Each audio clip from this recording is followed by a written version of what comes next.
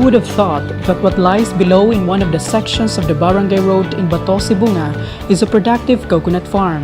And who would have thought that the farm is being developed by a seafarer who doesn't have any knowledge on farming when he took the challenge to venture into agriculture?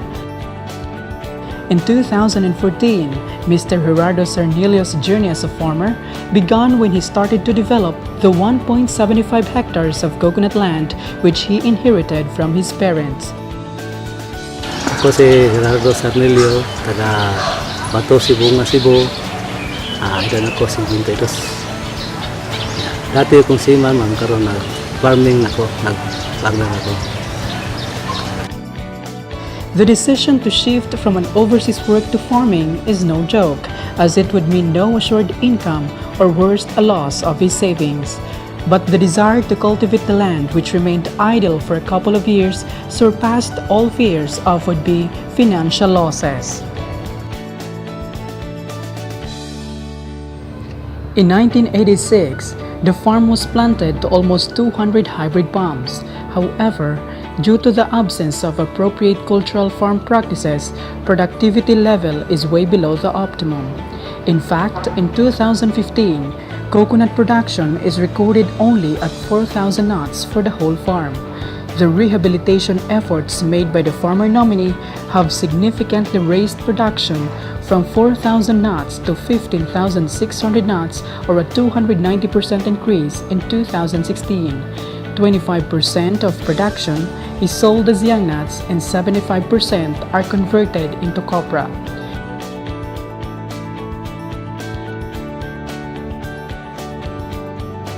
Mr. Sarnillo's farm is a picture of what maximum land utilization really is. Underplanting of 200 coconut palms are being undertaken. Other crops planted are banana, guyabano, lemoncito, papaya, gabi, and balunggay. Ilawom sa kalubian sir, ang ipantanan ako saging. 500 plus may kapunuan saging. Ang income ko sa kabuan o mga 20 na 20 plus. Hindi sa apa. Ay papaya. Income ko sa kabuwalan o sa 1,000 na.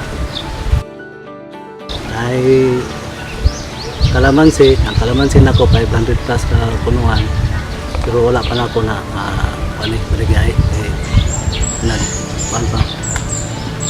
Ang guyabano 700 plus, wala pa mga ay lansones, wala pa po 30 plus na rin nabuhay. Limon ako rin pagkabo punuan, pumilo 5, kakao tulon lang rin nabuhay mo. Kamunggay na ko mga 500 ni kapunuan, pagunta na mga iba. Ang gabi na ko mga 500 na harvest na ako last April 11, nahalin na ko mga 4,600. Aside from crops, he is also into layer production, supplying eggs in the municipality of Sibunga. Sa akong area dito sa farm na ako'y poultry.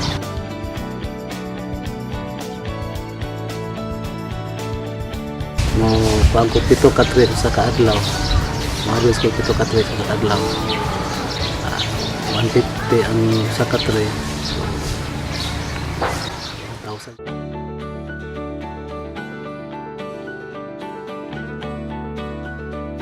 In the farm is also small piggery with 37 head. Napoy piggery, 50 heads na naaron nga patining na po. Madepende sa kung ang income na po na kayo. Nahin mo pa itong aslo nun, wholesale. Medyo hindi na siya problema.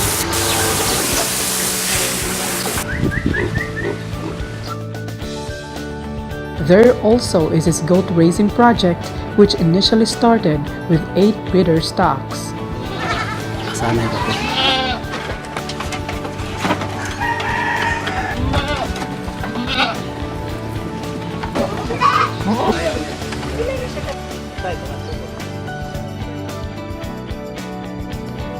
Mr. Sarnillo, who is an active member of the Bato Small Coconut Farmers Organization in Cebu, Cebu, is also a recipient of PCA's programs and projects such as Participatory Coconut Planting Project, Salt Fertilization Project, and cattle raising under the Kaanib Enterprise Development Project. Nothing is wasted in his farm, for chicken dungs from layer production are being utilized to fertilize intercrops and coconut trees. Piggery washings are also used to irrigate intercrops and at the same time serve as fertilizers to reinforce the application of urea. Tubig nga giwasing na ko ako ang gitangki din ma'am sa bahay. Yung tubig ibubo na ko sa limonsito sa sabanas. Saging tubig.